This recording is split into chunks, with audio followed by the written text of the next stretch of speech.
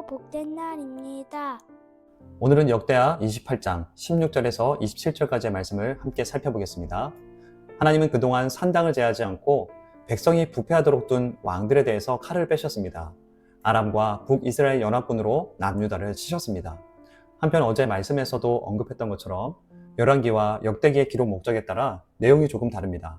열왕기는 남유다의 멸망 이유를 기록했기에 아하스가 하나님께 구하지 않고 아수르를 의지함으로 징벌받는 것에 초점을 맞췄고, 역대기는 포기한 백성들의 신앙 회복이 목적이기에 아하스가 하나님을 버렸기 때문에 징벌받는 것에 초점을 맞췄습니다. 그래서 각 성경 기자의 기록 목적에 따라 아하스가 아수르에게 도움을 요청하는 내용에 차이가 있습니다. 어제 본문에는 연합군이 쳐들어왔을 때 도움을 구하지만 오늘 본문에는 에돔 사람들이 유다를 공격하자 도움을 구합니다. 16, 17절입니다.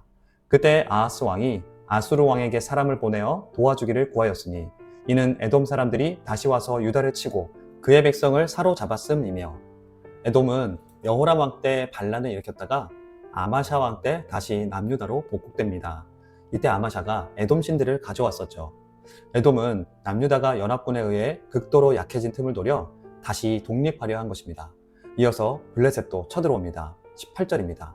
블레셋 사람들도 유다의 평지와 남방 성읍들을 침노하여 베세메스와 아얄론과 그데롯과 소고 및 그 주변 마을들과 딥나 및 그 주변 마을들과 김소 및 그 주변 마을들을 점령하고 거기에 살았으니, 블레셋이 쳐들어와 유다의 평지와 남방의 성읍들과 여러 성읍들을 점령합니다. 동쪽의 아람과 북쪽의 북이스라엘 연합군, 남쪽의 에돔, 그리고 서쪽의 블레셋까지 남유다를 둘러싼 동서남북 모든 나라가 덮칩니다. 연합군에 의해서도 군대가 약해지고 수많은 백성들이 포로로 끌려갔는데 에돔도 백성들을 포로로 끌고 갔습니다. 정확한 계산이 어렵지만 국민의 약 3분의 1이나 4분의 1 정도가 죽임당했거나 포로로 끌려간 패닉 상태입니다. 가족이 죽임당하고 뿔뿔이 흩어졌습니다. 지도자들도 죽임당해 국정을 운영하기 어려울 정도입니다. 그리고 블레셋은 아예 남유다의 땅을 점령해서 거주합니다. 이는 영적으로 타락한 아하스로 인한 결과입니다. 하나님을 버리자 하나님도 그를 버리셨습니다. 19절입니다. 이는 이스라엘 왕 아하스가 유다에서 망령되이 행하여 여호와께 크게 범죄하였으므로 여호와께서 유다를 낮추심이라. 여기서 아하스가 망령되이 행하다의 원어 파라는 통제를 잃고 방자하게 행동한다는 뜻입니다. 반면 유다를 낮추심이라의 원어는 강제로 복종하게 만들다는 의미입니다. 아하스가 하나님을 찾지 않고 제멋대로 행동하는 교만과 방종에 하나님이 심판의 손을 들어 적들에게 굴복하게 만드신 것입니다. 한편 그동안의 남유다 주변 국제 정세와 전쟁 양상은 국경 분쟁이나 조공 확보가 주 목적이었습니다. 아하스에 붙인 요담까지만 해도 아람을 치고 조공을 받았습니다. 그런데 아수르가 강력한 패권을 장악한 이후 상황이 급변했습니다. 아수르는 정복지에 민족 정체성을 파괴하고 반란의 씨앗을 제거하기 위해 대규모 포로 이주 정책을 사용했습니다. 아하스 시대에 포로로 많이 끌려간 것은 아수르에 영향이 미쳤기 때문입니다. 이 시대에 북이스라엘은 베가 왕이 다스리고 있었는데, 베가 왕은 북이스라엘의 멸망 직전의 왕입니다. 북이스라엘은 아수르에게 완전히 멸망당해 백성들이 아수르로 포로로 끌려가 아수르 민족과 혼합 민족이 돼버립니다. 그래서 혈통을 중시한 유대인들이 복음서에 보면 사마리아 사람들을 개보다 못한 존재로 여긴 이유입니다. 북이스라엘의 수도가 사마리아이기 때문에 사마리아 사람으로 불렀던 것입니다. 한편 아하스는 이와 같이 동서남북에서 나라를 치고 살육이 벌어지고 백성들은 노예로 끌려가며 나라가 완전히 기울었는데도 하나님을 찾지 않습니다.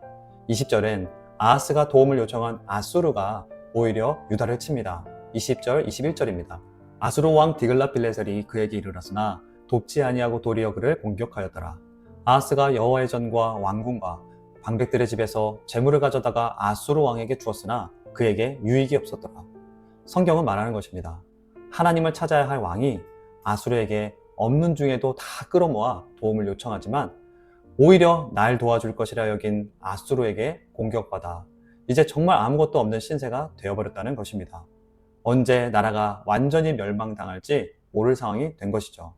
아하스는 그래도 하나님을 찾지 않습니다. 22절과 23절 말씀입니다. 이 아하스 왕이 곤고할 때 더욱 여호와께 범죄하여 자기를 친 다메섹 신들에게 제사하여 이르되 아람 왕들의 신들이 그들을 도왔으니 나도 그 신에게 제사하여 나를 돕게 하리라 하였으나 그 신이 아하스와 온 이스라엘을 망하게 하였더라. 아수르에게 거절당하자 아하스는 연합군으로 왔던 아람의 신들을 찾습니다. 아람을 승리로 이끈 신이 이번에는 날 도울 것이라는 착각 속에 미신을 붙듭니다. 바알도 있고 자녀를 바친 몰렉 신도 모시는데 또 다른 곳을 기웃거립니다. 자꾸 머리를 쓰는 거죠. 이 방법, 저 방법을 생각하며 경우의 수를 따지고 어떤 방법이 더 나은지를 꼼꼼히 따져보는데 다 안 되는 방법입니다. 그야말로 늪에서 허우적거리고 있는데 자신만 모릅니다. 사랑하는 여러분, 우리가 어떤 어려움 중에 머리를 쓰는데 하나님이 아닌 다른 곳을 기웃거리며 늪에서 허우적거리고 있는 거예요.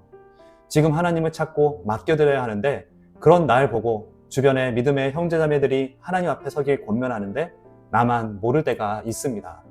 주 안에서 참된 평안과 회복을 얻길 축복합니다.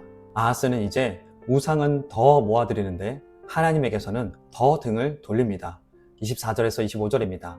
아하스가 하나님의 전에 기구들을 모아 하나님의 전에 기구들을 부수고 또 여호와의 전 문들을 닫고 예루살렘 구성마다 제단을 쌓고 유다 각 성읍에 산당을 세워 다른 신에게 분향하여 그의 조상들의 하나님 여호와를 진노하게 하였더라. 북이스라엘이 진노가 임박했을 때 선지자의 소리를 듣고 돌이킴에 하나님의 진노가 지나갔습니다. 아하스가 지금까지 자신의 방법으로 붙들고 있던 우상들을 내려놓고 이제라도 하나님 앞에 돌아온다면 북이스라엘도 용서하신 하나님이, 다윗의 언약을 기억하시는 하나님이 용서하시고 백성들이 포로에서 돌아오게 하시고 나라를 회복하시고 오히려 주변 나라들을 속국으로 다스리며 번성하게 하시지 않았을까요? 우리에게도 동일한 메시지로 주시는 것 같습니다. 하나님을 신뢰하고 맡겨드리고 하나님이 일하실 것을 의지하며 살아가야 되는데, 그러면 하나님께서 결국에는 일하셨다 고백할 수 있을 텐데 성도가 살아가면서 하나님을 신뢰하지 않다 보니 그 고백을 할 기회가 너무 없는 것이죠. 오늘도 우리에게 주를 신뢰할 은혜 주시길 간구하기를 원합니다. 아하스는 끝까지 돌이키지 않고 생을 마감합니다. 26절, 27절입니다. 아하스의 남은 시종 사적과 모든 행위는 유다와 이스라엘 열왕기에 기록되니라. 아하스가 그의 조상들과 함께 누움에 이스라엘 왕들의 묘실에 들이지 아니하고 예루살렘 성에 장사하였더라. 그의 아들 히스기야가 대신하여 왕이 되니라. 이전의 왕들은 하나님을 찾지 않고 기회를 줘도 돌이키지 않으면 질병도 들고 나병도 들었는데, 아하스를 보면 이전 왕들과 비교해 볼 때 남유다에서는 유례가 없을 정도의 악을 행했는데 육신에 고통 없이 죽는 것이 의아할 정도입니다. 하지만 이것이 또 다른 하나님이 주시는 징벌입니다. 각 사람에게 하나님의 방법으로 돌아올 기회를 주시지만 아하스는 이미 모든 면에서 회복할 기미가 전혀 없었던 것 같습니다. 하나님은 포로 귀환 다음 세대와 우리에게 말씀하십니다. 이렇게 남유다는 유례가 없을 정도로 동서남북 전방위의 적들에게 침략당하고 포로로까지 끌려가고 나라의 일부분은 점령당합니다. 남유다 온 곳에 우상은 가득하고 성전은 사라져갑니다. 더 이상의 회복이 불가능한 것 같은 이런 때도 인생은 머리를 씁니다. 머리를 쓰는 게 앞선 사람은 모든 인생 영역에 머리를 씁니다. 그러다가 하나님을 못 봅니다. 하나님을 치웁니다. 인생이 조마조마하고 근심 걱정 투성에 해결은 안 됩니다. 하지만 겸손히 하나님 앞에 나아가서 맡겨드리면 하나님이 일하신다는 것을 믿으며 나아가야 합니다. 어떤 목사님께서 이런 말씀을 하셨습니다. 해결하려고 하는 사람이 되지 말고 해결받는 사람이 되라. 이 시간 말씀을 기억하며 기도합시다. 해결하려고 하는 인생이 되지 말고 해결받는 인생이 되길 위해 기도합시다. 하나님이 내 인생의 주관자 되시도록 오늘 내 인생의 짐을 하나 맡겨드리며 이 시간 기도하며 나아가겠습니다.